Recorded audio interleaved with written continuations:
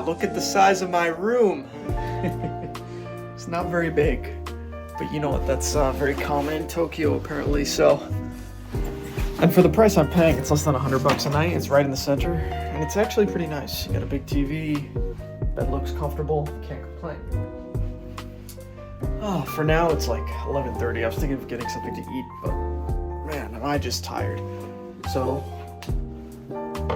I'm just gonna go to sleep, hopefully wake up early tomorrow and explore Tokyo. I'm very excited to be here. It has always been a dream of mine to come to Japan. So I'm already kind of living the dream. Good for me. All right, for the moment, I'm going to sleep and I don't want to be too loud because I don't know if people can hear me.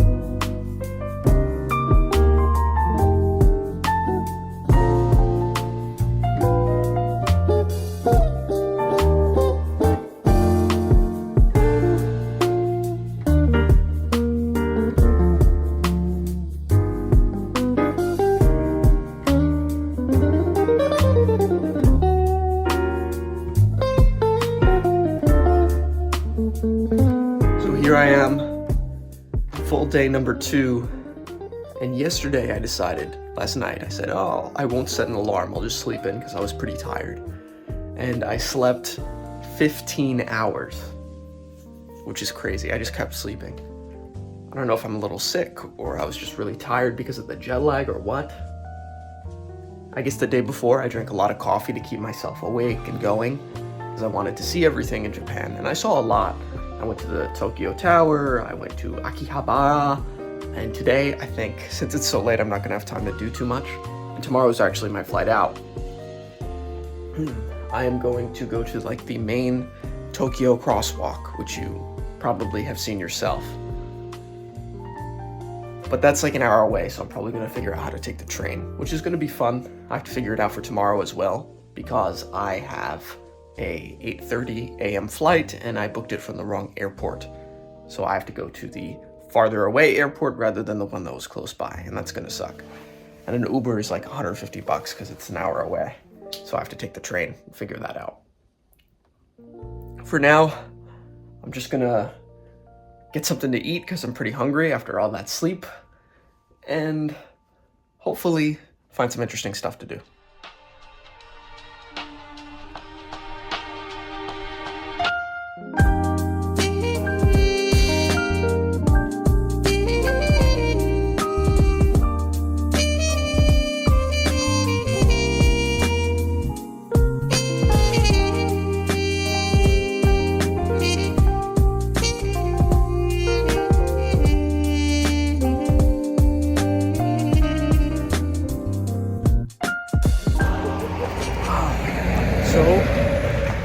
I am now in Hokkaido on my way to the ski resort from Sapporo.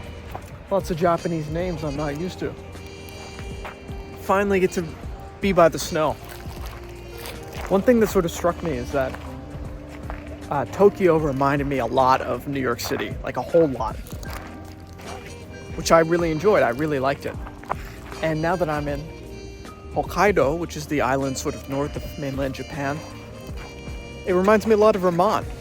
Kind of the larger rolling hills. The trees look exactly the same. The temperature gives me the same vibe. And it feels just about as far from Tokyo. It was a 2-hour flight, but not so bad. It's a 2-hour flight, less than 2 hours.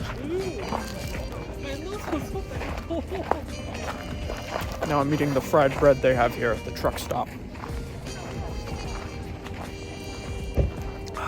All in all, pretty good, I have to say. The moment I'm gonna get back on the buses and finish my journey to the ski resort. hopefully tomorrow morning I can wake up on time and get skiing.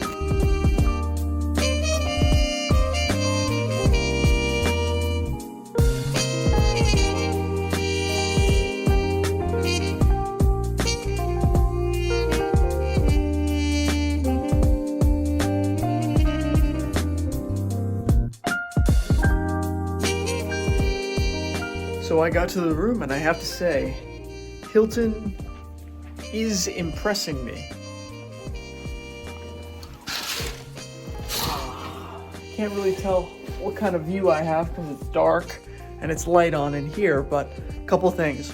One, the room key. It's made out of wood.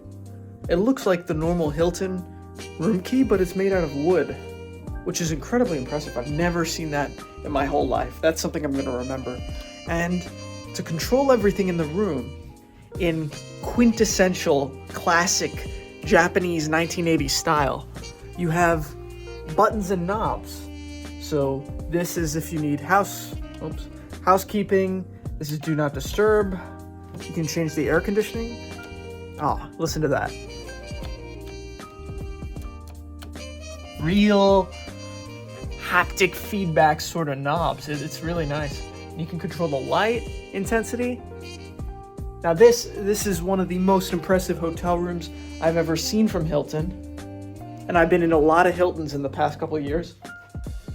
And you know, it wasn't that expensive. For being right on the ski mountain, which is like 100 feet that way, it is only $200 a night.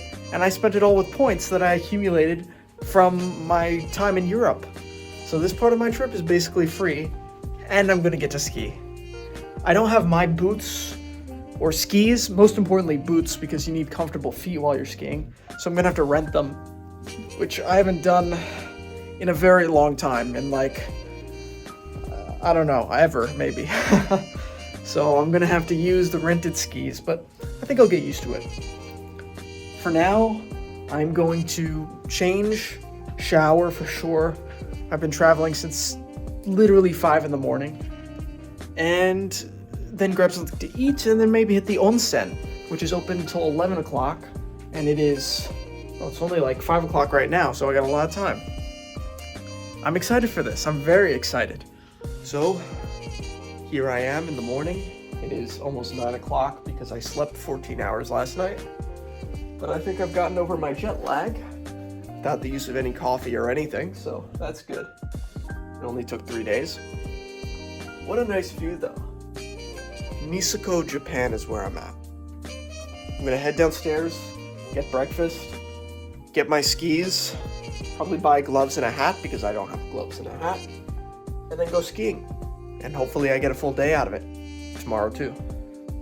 So unfortunately not too much of the mountain is open. I guess that's what happens when you come like 2 days after it opens. But I can go pretty high up. Somewhere up there. Yeah, like that. I saw something incredibly interesting, something I've never seen before and I don't have an explanation for. I saw a dragonfly. You know, like a little dragonfly, and it's freezing out. It's like 20 degrees. So I have no idea why, or not really why, but how it's possible that a dragonfly exists and is flying around in the winter. It's incredible. I've never seen that before in my entire life. Incredibly interesting, right? How can a dragonfly be out here? It must have been inside or something, and then it was released and it flew right in front of me. It went like this, and then went away. It was alive at least for a few minutes out in this cold, but bugs like that, they can't survive. They don't have the metabolism. They freeze very quickly. Speaking of freezing, my hands are getting cold. I brought gloves, but I want to actually feel cold a little bit, so I'm not wearing them. Rest of me is warm though, so it's all good. For now, I'm gonna do a couple more runs, then I might head in, hit the sauna, something like that. Or not the sauna, the onsen. It's the Japanese hot bath sort of thing. I'm excited for that. Otherwise, there's not too much to ski. I see over there the gondola that goes all the way to the top looks open, but when I was there earlier, it wasn't open, but it's running. Maybe it'll be open tomorrow. Otherwise, I'm gonna try going to a different part of the mountain. Either way though, it feels really good to be skiing again. I'm very happy about that. So I finally got out to ski, and they actually have really steep mountain, which is awesome. Yesterday, the part of the mountain I was on had super shallow trails, wasn't very fun. But now I'm moving. Now it's good. All right, anyway, I hope you enjoy. This is my last day in Niseko before I go back to the States.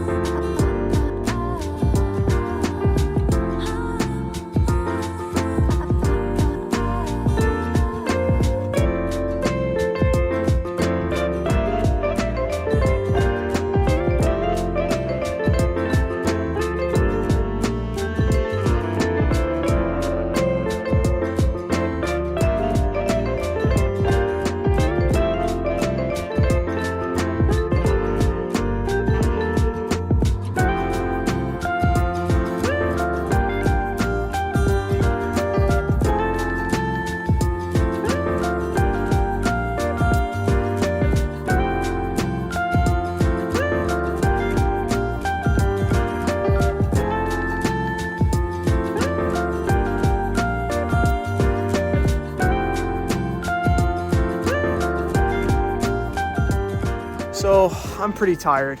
I've been skiing up and down all day. And this is really my first real ski day that I've had, because yesterday wasn't much. It's about 2:30. Yeah, it's about 2:30. So I think I'm gonna call it a day, head back to the hotel, chill in the onsen, or the hot tub, I guess it would be, and just relax. And then tomorrow I have a big day, but fortunately I don't have to leave until about noon, which is about when I have to check out anyway. So it all works out. For now, I'm gonna take one more video of my route top to bottom so you can see what it looks like. And then I am going to take the bus. Hopefully I can find the bus because I had a little trouble this morning, and relax. Hope you enjoy.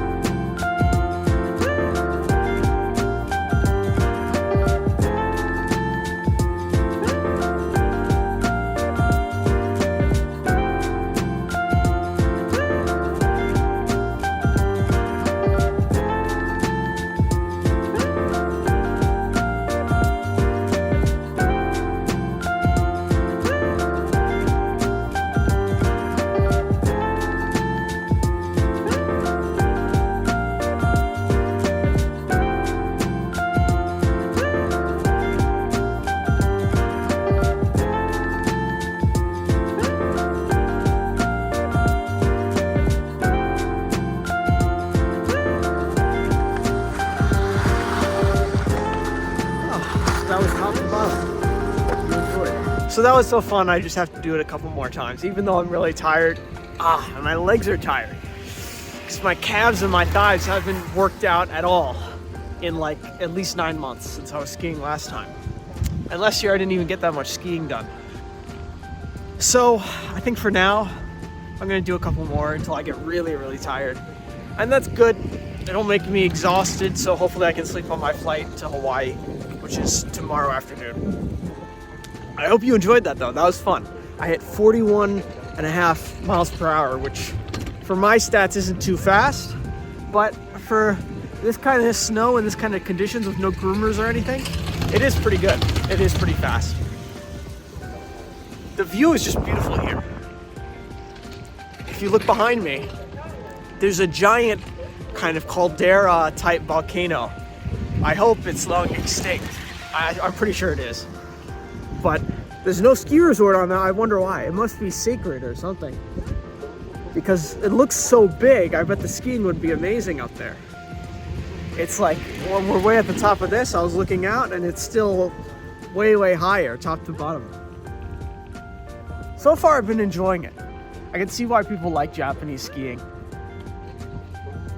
It doesn't, from this mountain, and it's the only mountain I've seen, it doesn't have the bowls that you would get out west, but the snow is high quality, the weather is good, and it's kind of novel and unique to see all the signs in Japanese and everybody speaking Japanese. A lot different than like Utah, for example.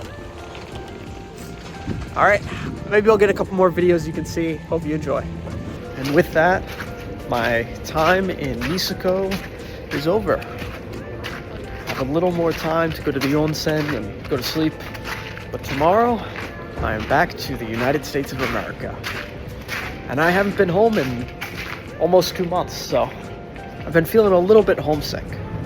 Not homesick, just the feeling that I want to see home again. I want to see my own country where everyone speaks English and where everyone speaks American even better. They speak English in London, but they don't really speak American.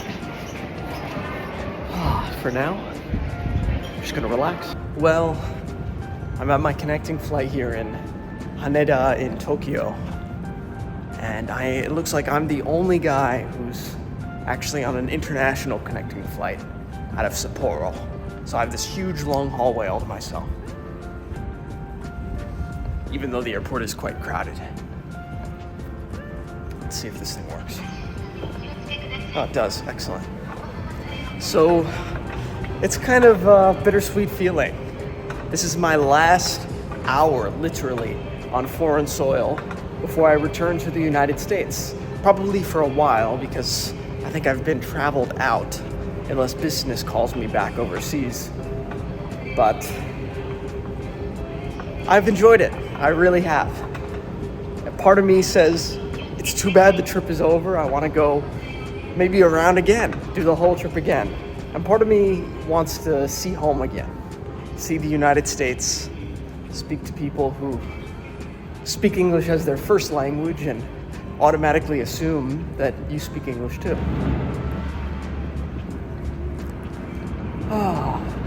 So my flight is at about an hour and a half. And then I get to Hawaii at 9 a.m., which is pretty good. In the meantime, I hope you've enjoyed this series.